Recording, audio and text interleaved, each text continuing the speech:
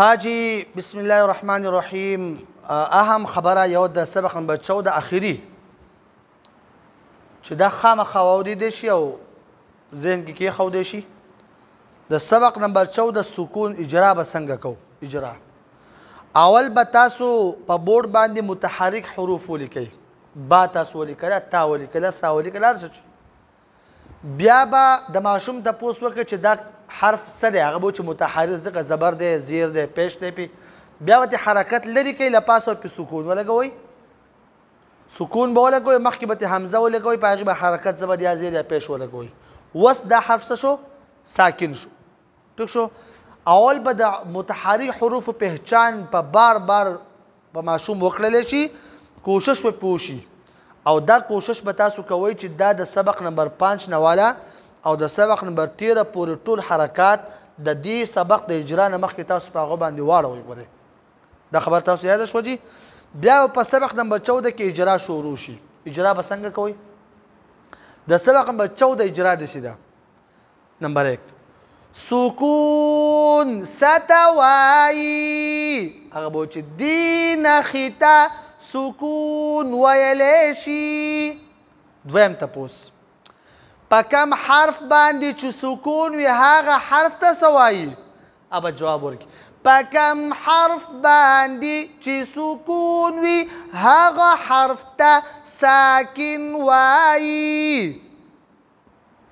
په دې خبر تاسو پوه شوئ. یا به د دې دویم طریقه به دا تپوس به داسې وکړئ. تاسو به تپوس وکړئ چې په کم حرف چې سکون وي هغې ته څه وایي. هغه به تاسو ته بیا جواب درکړي. یو خو دا تاسو پرې نښه ولګوئ، دویم تاسو به تپوس وکړئ. او دریم دا دی چې دې حرف ته ساکن ولې وایي. هغه به جواب درکړي چې ځکه چې سکون دی پې. یعنې په درو طریقو باندې یو سوال ته موږ راتاو شو. ښه په څو طریقو باندې؟ په درو طریقو. زمونږ مقصد صرف د ماشوم پوه کول دي. هغه ته خپل علم ښودل نه نه په دې کې څه شته. ټیک ده جي. خو صرف لکه مختلف طریقو باندې ذکر راغلم چې تاسو بیا انشاءالله ماشومان پوه کولی شي. جي دا اهم سبق دی ځکه. ښه بل تپوس په دې کې دا وایو ساکن حرف به څنګه ویلی کېږي. دا به څه وایي؟ ساکن حرف یوازې نه ویلی کېږي، ښي طرف ته ګاونډي حرف سره تړلی کېږي او په یو ځل ویلی کېږي. جوړې څنګه دی؟ ابو چې حمزه با زبر د دې جوړ دی او اب د دې سره روان دی. ټیک شو جي. دا شو د تخته اجرا. بیا به د مختلف مفرداتو جوړ روان کول غواړي. دا لازمي خبره ده. یعنی تاسو به دوته ولیکئ حمزه حمزه زبر ا ای او کنه دا به ولیکئ. بیا به ماشوم باندې دا وایي په حمزه پسې بیا یو دم لام، په لام پسې یو دم قاف، په قاف پسې بیا صاد، په هغې پسې بیا جیم ګډوډ کنه. بیا چې کله ماشوم په دې کې روان شو تاسو پته ولګي چې سکون او حرکت ورکول دا یو پیژندل چې سکون به ساکن حرف به څنګه ویلی کېږي. نو بیا به تاسو راشئ دې ته چې صرف په بده باندې روان ووایئ. څه به ووایئ؟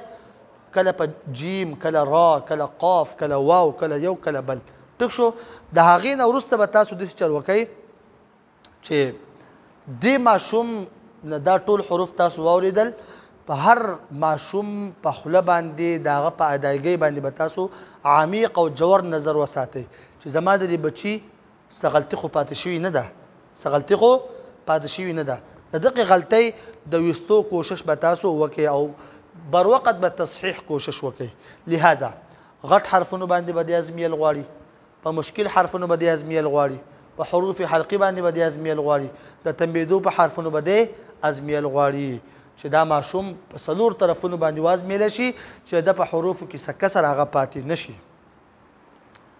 دې خبره باندې پوه شوئ جي. ښه اوس به انشاءالله موږ مرکبات ووایو په دغه کې.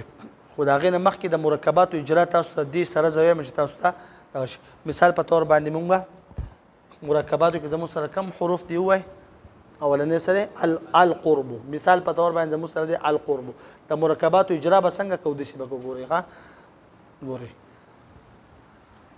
وینا دا ده همزه لام زبر ال. تپوس به یو دم وکړي پلام لپاسه دا کمه نښه ده هغه چې سکون څه شی دی سکون طریقه ما تاسو ټولو ښووله ټیک شو لام ته څه نوم وایي لام ساکن ولې ځکه چې لپاسې پې څه راغلی دی سکون په دې کې اجرا وشوه مثال په طور باندې دې خوا قور ته راشه قاف را پیش قور ښه اولنۍ اجرا مثال په طور موږ دا تپوس وکړو د قاف مخرج بیا مونږ په قاف لپاسه دا کم حرکت دی دا تپوس موږ وکړو بیا مونږ تپوس وکړو قاف غټ دی که نری دی ټیک شو مثال په طور بیا مونږ رالو خپل سبق له ماشوم اخوا تلی دی سوچ دغه کړی اوس به که دته سبق یاد دی به یو دم جواب درکولی شي القرب دا قاف تنبیږي که نه تنبیږي نو دی به چې نه تنبیږي ولې ځکه چې په دې حرفونو به هله اواز تنبیږي چې کله دا حرفونه په خپله ساکن وي او ښي طرف ته په ګاونډي حرف باندې څه وي حرکت وي القرب کې مثلا اجرا وشوه په جمعا کې او بیا اجرا تاسو وکئ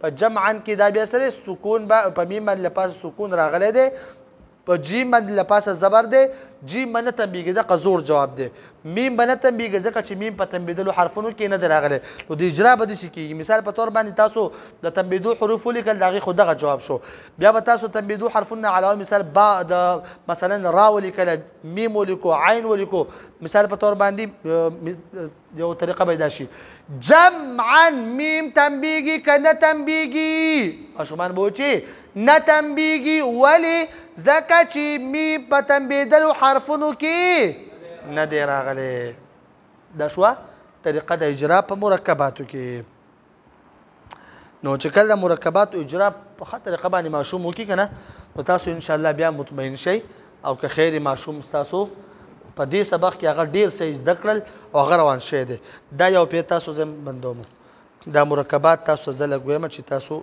واورئ ښه دا په دې طریقه جوخ جوخ پړاوال غواړي ځان به ساړوبې کوی هم نو ځان به ستړی کوی هم نه ښه مونږ استاد مونږ ته اکثر وي بیا اول وخوره د ځان غوښې بیا وخوره د ښکار غوښې نو ځان به ستړی کېنالو به دې ښه شاګردان الله درکړي او بیا په دې باندې الله پاک نتیجه مرتب کړي او انشاءالله آخرت خو چېرته تللی دی انشاءالله تعالی مونږ په قبرونو کې پراته یو او دا ماشومان به لوشي پټکي به وهلي او انشاءالله مونږ ته به د دو د اعمالو هغه صله میلاویږي انشاءالله ثواب به الله راکړي انشاءالله الله قدردان ذات دی د سکون مشق همزه لام زبر القاف را پیش قر څنګه شو القر با پیش بو څنګه شو القرب ټیک شو دا یو پیره دا شو دویم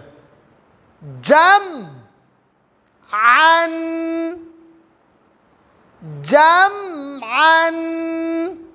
میم به تنبیږي که نه به تنبیږي تپوس به کوئ نه به تنبیږي ځکه چې په تنبیدلو حرفونو کې نه دی راغلی اسفل